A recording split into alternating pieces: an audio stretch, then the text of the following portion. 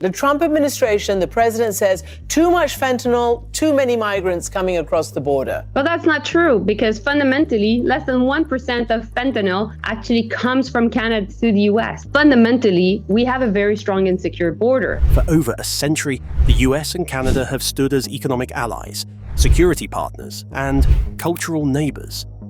But what if that foundation is starting to crack? What if a quiet storm is gathering, threatening to unravel the longest undefended border in the world?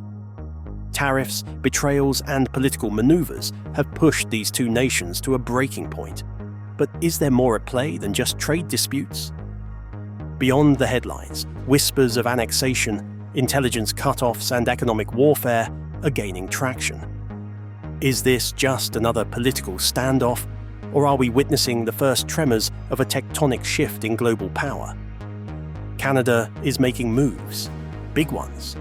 Stay with us as we dissect the unseen battles, the hidden agendas, and the high-stakes game that could redefine North America forever. The fentanyl trade. The border crisis and fentanyl trade have become a contentious issue between the US and Canada, with former President Trump claiming that too much fentanyl and too many migrants are coming across the border. Canada, very much so. They've allowed millions and millions of people to come into our country that shouldn't be here. They could have stopped them, and they didn't. However, official US DEA data contradicts this narrative, showing that less than 1% of fentanyl entering the US originates from Canada. The real sources of fentanyl inflows are Mexico and China, which account for 90% of the total supply. Despite this, the Trump administration has used the border issue as a pretext for economic and political maneuvers, escalating tensions between the two nations. In response to security concerns, Canada has significantly increased its border enforcement efforts, investing $1.3 billion since 2023 into strengthening border security. This includes the deployment of AI-powered scanners at border crossings, Black Hawk helicopters patrolling key entry points, and 1,500 additional border agents to curb illicit activities. Additionally, Canada and the US have formed a joint fentanyl strike force with the DEA, demonstrating their commitment to stopping the flow of illegal drugs. These measures directly challenge the claim that Canada is not doing enough to combat fentanyl trafficking. Drug trafficking is, of course, one of the primary issues. However, the Trump administration has linked the issue of the border to migration, claiming that large numbers of undocumented migrants enter the US through Canada. In fact, the net migration flow is from south to north. 4,000 migrants have crossed into Quebec from the US since 2022, not the other way around. This puts further question to the idea that Canada's border is mainly a corridor for illegal action. In addition, data from customs show that 12,000 illegal firearms were smuggled from the US into Canada last year, presenting gun trafficking from the US as more of an issue than migration north. Such facts suggest that the narrative of a border crisis has been politically constructed rather than established based on proper data. Canada has been working hard to strengthen its border operational capacities to stop the smuggling of fentanyl drugs, while most of the flows of fentanyl and migrants have been from other countries, mostly Mexico and China.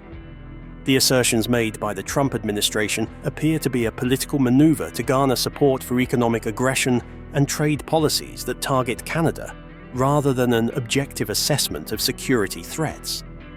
Given the deep integration of the countries through trade and security partnerships, incorrect narratives concerning border issues could threaten long-established diplomatic and economic relations.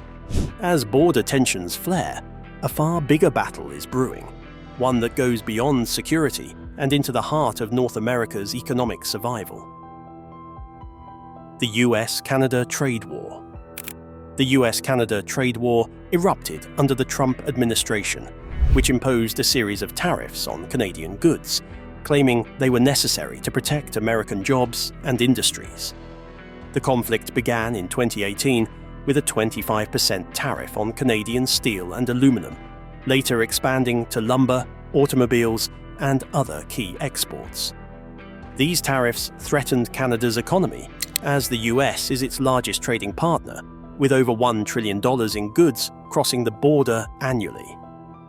Despite decades of economic cooperation under NAFTA, now USMCA, Trump's trade policies disrupted this long-standing partnership and escalated economic tensions.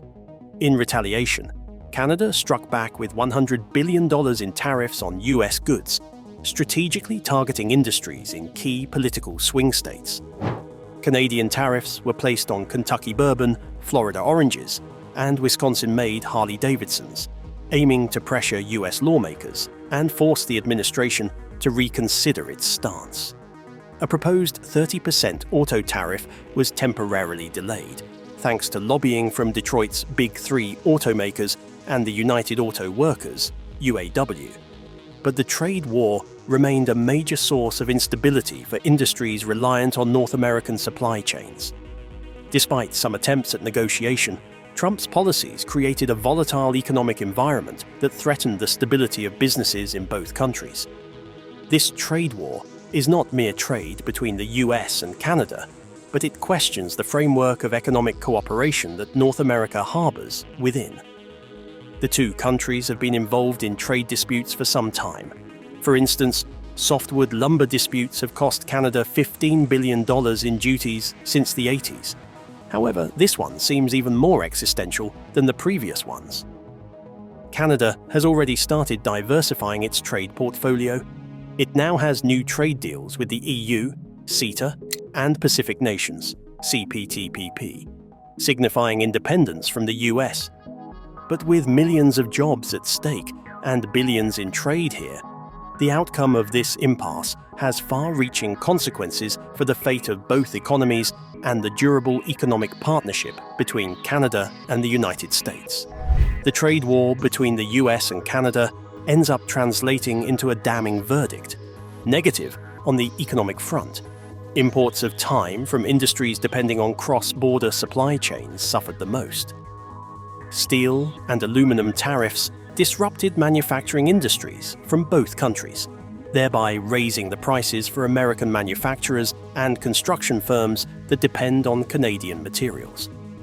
Higher-priced commodities and uncertainty became the same reality for Canadian businesses, triggering layoffs and disinvestment. The agriculture trade turned sour too, as Canadian tariffs targeted American exports of dairy and produce in retaliation to US restrictions on softwood lumber from Canada.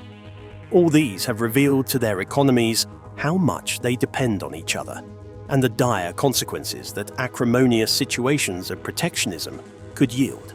Historical trade ties. The historical trade ties between the US and Canada date back to the 1854 Reciprocity Treaty, which opened trade in natural resources such as fish and timber.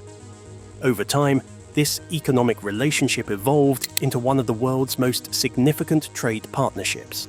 Today, Canada and the US share a $2.6 trillion trade relationship, with $1 trillion in goods crossing the border annually. Canada is the top export market for 36 US states, fueling industries from Ontario's auto sector to Texas-bound oil.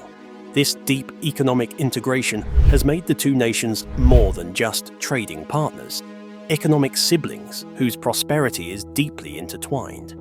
One such event was the establishment of the North American Free Trade Agreement in 1994, NAFTA with Canada and Mexico, which was then renegotiated into the USMCA in 2020.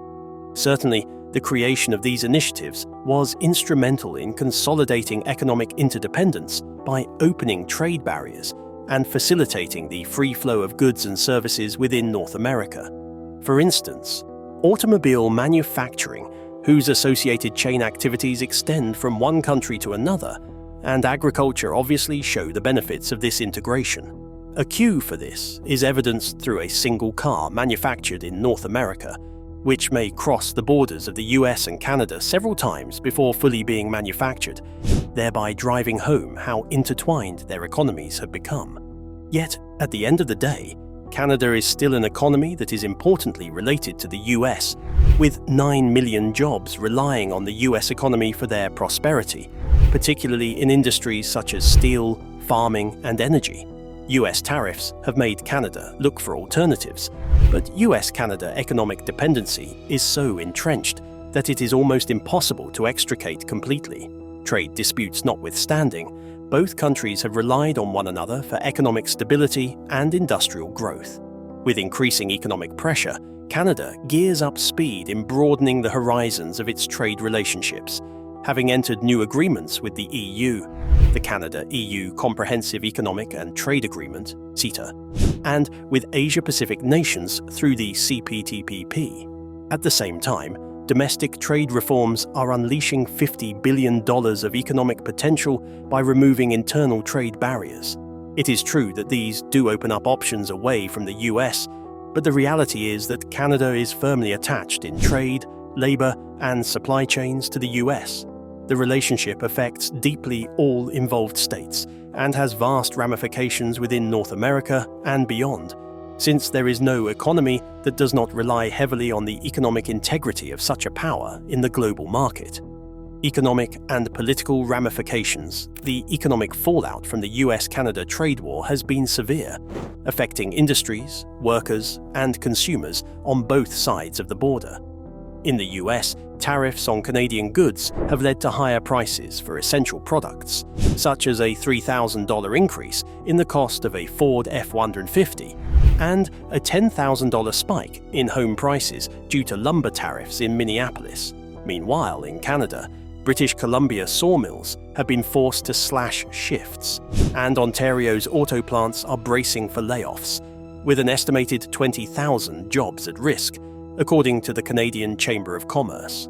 This disruption has not only hurt businesses, but also created widespread uncertainty, with $5 billion in cross-border investment projects stalled due to the instability. On the political front, Prime Minister Justin Trudeau has positioned the trade war as an existential fight for Canada's economic sovereignty. In response to US tariffs, Canada launched $100 billion in retaliatory tariffs on American goods, carefully targeting key political swing states. Items like Kentucky bourbon, Florida oranges, and Harley-Davidsons from Wisconsin were chosen to put pressure on US lawmakers and Trump's political base, while a 30% auto tariff was temporarily delayed due to lobbying from Detroit automakers and the United Auto Workers, UAW. The trade war continues to create tension between the two allies. Canadian officials argue that this economic aggression is not just about trade. It's about Canada's ability to maintain its independence in the face of US pressure. Trade secrets have neared a close involving nations making some spurs to clear their trade barriers with Canada.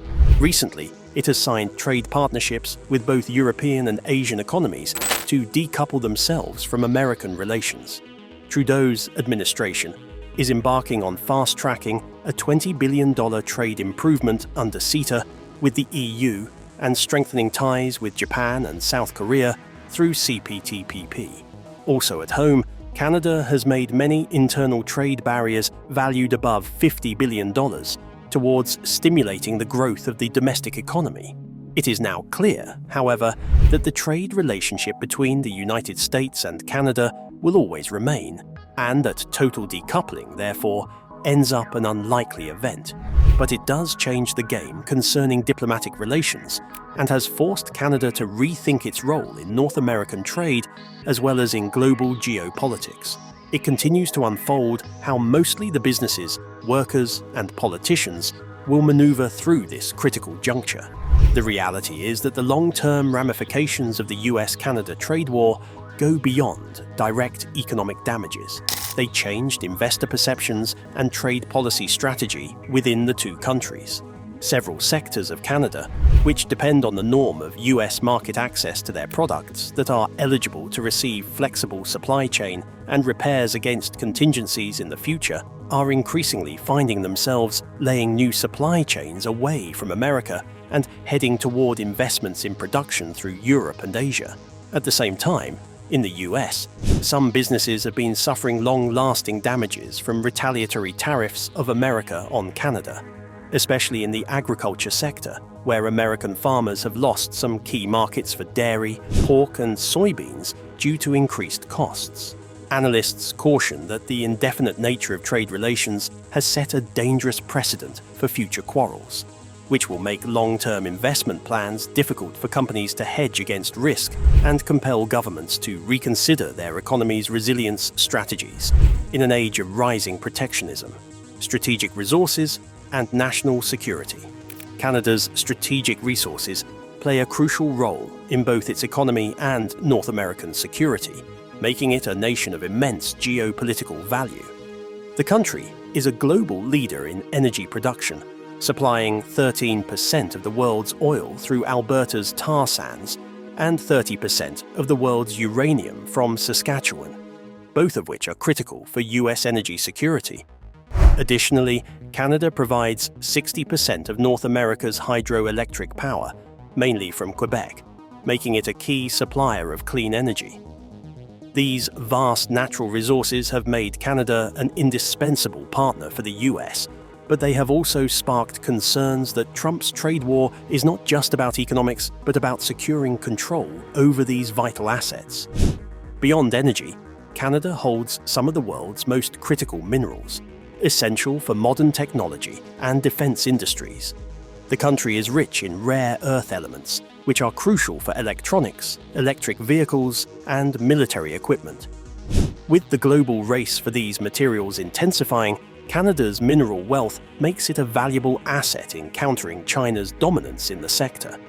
Additionally, Canada is a major producer of potash, a key ingredient in fertilizers that supports global food security. These resources make Canada an economic powerhouse, but they also raise concerns that the US may seek deeper control over these assets under the guise of economic disputes. The national security implications of US-Canada tensions have extended well beyond trade to have an adverse impact on military and intelligence cooperation. Trump has considered the expulsion of Canada from the Five Eyes. This would severely degrade Canada's capacity to detect cyber threats or monitor international security risks. Intelligence sharing related to Russia's war in Ukraine has already been put on hold by the US, notwithstanding Canada's $3 billion contribution towards aid and training for 40,000 Ukrainian troops. This shifting priority in intelligence sharing is causing great concern for Canadian officials, who fear this signals that the US is playing security issues as a bargaining chip in trade negotiations. Canada, meanwhile, is investing $40 billion in new naval destroyers and Arctic bases to project national defenses in light of the increasing geopolitical tensions. To respond to these emerging security threats, Canada is pursuing new alliances to reduce its dependence on the US. Trudeau's government has enhanced its economic and defense relationship with Europe and Asia, with Japan offering new LNG contracts to counter US energy pressure.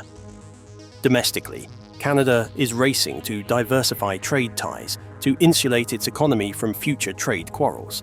However, no matter how diversely Canada tries to integrate its supply chains, the country will remain linked to the US regarding energy, security, and intelligence cooperation. The present tensions testify to the delicate balance Canada must maintain, concerned with enforcing national security and economic independence, while also advancing very seriously the relationship with its most powerful neighbor. While tensions rise over resources, a far more pressing question emerges. Can Canada truly defend itself if the US starts treating it as an expendable ally? Military and intelligence implications.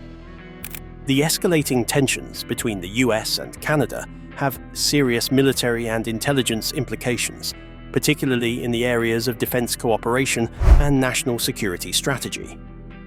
One of the most alarming developments is Trump's suggestion to remove Canada from the Five Eyes intelligence alliance, which includes the US, UK, Australia, and New Zealand. This alliance has been a cornerstone of intelligence sharing since World War II, providing Canada with critical cyber threat intelligence, including insights on Russian cyber attacks targeting Canadian infrastructure, such as Hydro-Quebec. Losing access to this intelligence would significantly weaken Canada's cybersecurity defenses and limit its ability to monitor emerging global threats.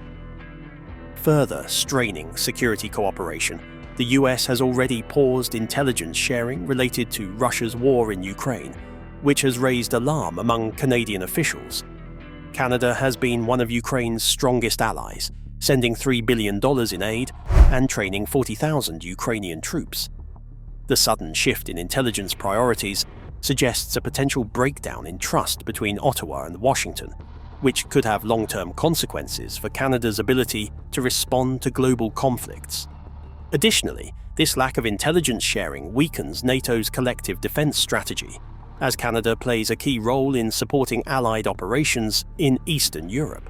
Well, today, I can further announce an early, multi-year renewal of Operation Reassurance to support NATO in Central and Eastern Europe. Canada is increasingly ramping up its military investments, especially regarding Arctic defense and naval power, in response to these mounting security threats. Canada has allocated $40 billion to build new naval destroyers by 2030 and has been developing its Arctic defense infrastructure in counter to rising geopolitical threats from Russia. This includes building 3 new Arctic bases, which would bolster surveillance and military preparedness in the region. With growing Russian military activities in the Arctic, Canada's ability to defend its northern territories is fast turning into a national security issue, since the US cut funding for key NORAD upgrades, leaving continental defense in some gaps. Although Canada is actively working on various fronts, it remains vulnerable to changes in the US defense policy, as military cooperation has continuously been an important dimension of North American security. Heavily ongoing trade and political frictions have brought uncertainties about the future stability of such long-standing defense agreements and forced Canada to look for alternative security partnerships. While the country keeps modernizing its military and intelligence infrastructure, uncertainty regarding US commitments is a major challenge. In case the gap between the two countries widens, Canada will need to reassess its long-term defense strategy regarding national security without heavily relying on its southern counterpart, Trump's alleged annexation ambitions.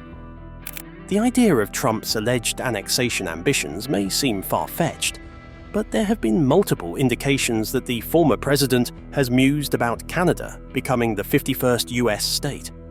His rhetoric has included mocking Prime Minister Justin Trudeau by referring to him as a governor rather than a head of state, implying that Canada is more of a US territory than an independent nation. Additionally, during a hot mic incident at the G7 summit, Trudeau was reportedly heard warning French President Emmanuel Macron and UK Prime Minister Keir Starmer that Trump is serious about his intentions. These statements have fueled growing concerns in Canada that the trade war and security tensions may be a cover for a more drastic political maneuver. Historically, the idea of the US absorbing Canada is not new. The US attempted to invade Canada twice, once in 1775 and again in 1812, but failed in both instances. However, the concept of manifest destiny, the 19th century belief that the US was destined to expand across the continent, has never fully disappeared. Canada's decision to form a unified confederation in 1867 was, in part, a direct response to US expansionist threats, as the country sought to solidify its independence and resist American influence. Now, with Canada possessing vast strategic resources, a stable economy, and a strong global reputation, some fear that Trump's aggressive stance toward Canada is not just about trade disputes, but about challenging its sovereignty. From a strategic viewpoint, Canada is extremely valuable to any global power, with huge reserves of oil, uranium, hydroelectric power, and rare earth minerals. These are vital to modern technology and the defense industries. Disparaging comments Trump made about the possibility of annexing Canada, whether in jest or not, have fallen into a larger context of US interests in securing territories with natural resources. Although we have not seen any definite proposals from the US government, the words have hit Canadian officials hard, who have reacted with fervent public pronouncements emphasizing national unity and independence. Mélanie Joly addressed that Canada needs to defend its sovereignty, with the support of all Canadians united in defense of their country, jobs, and way of life. Trump's alleged ambitions for annexation stirred up an anti-US sentiment across Canada, with many citizens and politicians publicly opposing the notion of deeper US control. Prime Minister Trudeau's government has made efforts to shore up international alliances and improve resilience in the economy at home, guaranteeing Canadian independence in the face of increased US pressure. Most Americans, as polls have shown, oppose the idea of annexing Canada, but the mere fact that this discussion is occurring is indicative of a tectonic shift in relations between the United States and Canada.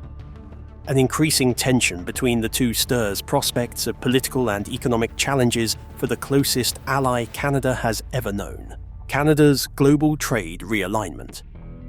Canada's global trade realignment has accelerated in response to rising tensions with the US, as the country seeks to diversify its economic partnerships and reduce its reliance on American markets. With the US imposing tariffs on key Canadian exports, including steel, aluminum, lumber, and automobiles, Canada has been forced to explore alternative trade routes.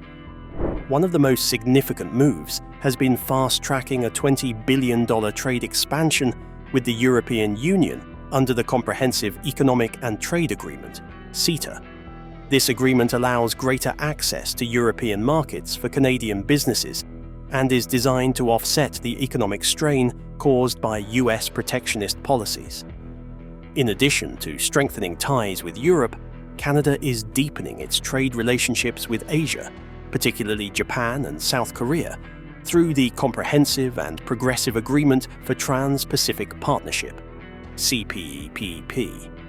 This agreement provides Canadian industries with more stable and predictable access to global markets, reducing dependency on the US for exports. Japan, in particular, has stepped in to support Canada's trade shift, offering new LNG, liquefied natural gas, deals to help Canada expand its energy exports beyond North America. These new trade agreements are part of a broader effort to diversify economic ties and shield Canada from future trade disruptions caused by US political instability. In the House, it is also breaking up an internal trade barrier to boost the domestic economy and create new economic growth engines worth $50 billion. On the historical account, Canada became a country with almost no internal trade restriction at all, just like it became historically easier for citizens within the provinces to trade with foreign countries than between its own provinces. It has set before the current government of Trudeau priority and internal barriers elimination in order to align the trade policies into a more realigned scheme. This means that free operation within its borders at the moment will allow the Canadian economy better competitiveness against future external threats and calve harvest during the economic fall-off. However, Canada still economically ties itself to the US, but such global realignment in trade indicates a clear change from its existing long-term economic orientation. The country delinks itself from the US market dependency and enters new alliances afloat for securing its economic future. This also forms a warning message to Washington that alternatives exist, thus making it clear that America's attempts at economically pressuring Canada would not be tolerated. Therefore, by strengthening trade relations with Europe and Asia, it positions itself to become a global economic player rather than just America's closest trading partner. Public sentiment and political reactions. The public sentiment in Canada has been overwhelmingly against the US trade war and political aggression, with many Canadians seeing Trump's actions as a direct threat to their economy and sovereignty. Across the country, there has been a strong wave of national unity, with citizens and political leaders alike voicing their opposition to US tariffs and trade policies. Foreign Minister Melanie Joly has emphasized that Canadians are united in defending their jobs, economy, and way of life, rejecting any notion of US dominance over Canada. This growing sentiment has reinforced a renewed sense of nationalism, with many Canadians viewing the economic conflict as a defining moment in their country's history. In the United States, opinions are seemingly divided against the trade war and its economic cost. Many Americans oppose it. The Gallup poll finds that 70% of Americans who live close to the border do not support the tariffs and trade conflict with Canada, because they see the benefit of economic cooperation to both nations.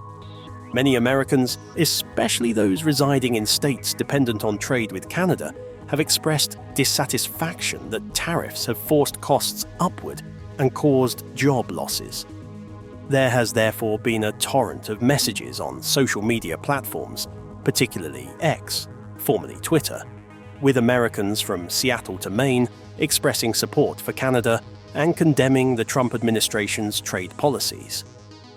In political terms, the Canadian government has reasoned that its stand must be uncompromising, regarding the trade war and political tensions as existential challenges.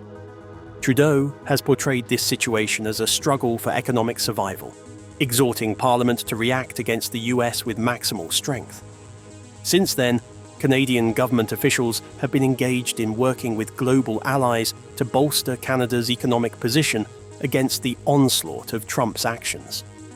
There have been several occasions in which the very emergency parliamentary debates have reiterated that Canada must remain steadfast and must not be bullied by US policies that threaten its economic sovereignty. Trudeau's government has also been balancing the damage done by assisting affected businesses and workers in Canada with domestic economic support due to the tariffs. But away from politics, the trade tensions have inflicted wounds on common citizens in the two countries, shattering families and throwing individuals into turmoil. Stories like that of Sarah Mitchell, a single mum in Windsor who lost her job in a Chrysler plant, and Mike Larson, a contractor in Buffalo whose lumber prices have shot up 100%, show us how the individuals most severely hit by the trade war are in the working class. Many Americans have even apologized to their Canadian counterparts for the aggressive rhetoric coming from the White House, with some suggesting that the economic pain is being felt on both sides of the border. It may be during this precarious moment when considerable public pressure within both Canada and the United States may actually influence the course of future trade and relations between the two countries. But as tensions between Canada and the US escalate, a much bigger global power shift is already underway, one that could reshape alliances and redefine the balance of power. Global power shifts. The US-Canada trade war is not just a bilateral conflict, it is part of a larger global power shift that is reshaping economic and political alliances. As the US adopts a more protectionist stance under Trump's leadership, traditional allies like Canada are being forced to reconsider their economic dependencies and seek alternative partnerships. This shift is occurring at a time when global rivalries are intensifying, particularly between the US, China, and Russia, making Canada's role in international trade and security more crucial than ever. The breakdown of trust between North American allies signals a broader trend of economic realignments that could redefine global power structures in the years to come. One of the biggest geopolitical concerns arising from this shift is the potential weakening of Western alliances, particularly in military and intelligence cooperation. The US pause on sharing intelligence with Canada regarding Russia's war in Ukraine has raised alarms in Ottawa, suggesting that Trump's America First approach could leave key allies vulnerable. If the US continues to prioritize unilateral action over alliance building, other countries may be forced to rethink their own commitments to Western coalitions, potentially benefiting adversaries like Russia and China. Canada's position is also becoming fluid, with a view to securing new trade agreements and strategic alliances in response to US economic instability. $10 billion of Canadian trade is with Taiwan, so increased aggression from China toward the region is a primary concern for Canada's economic security.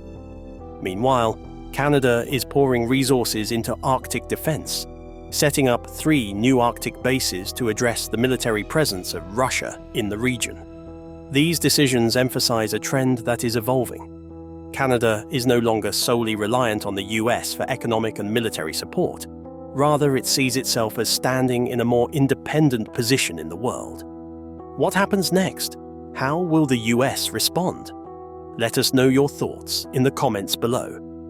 If you enjoyed this deep dive, hit that like button, subscribe for more breaking updates, and turn on notifications so you never miss a new video.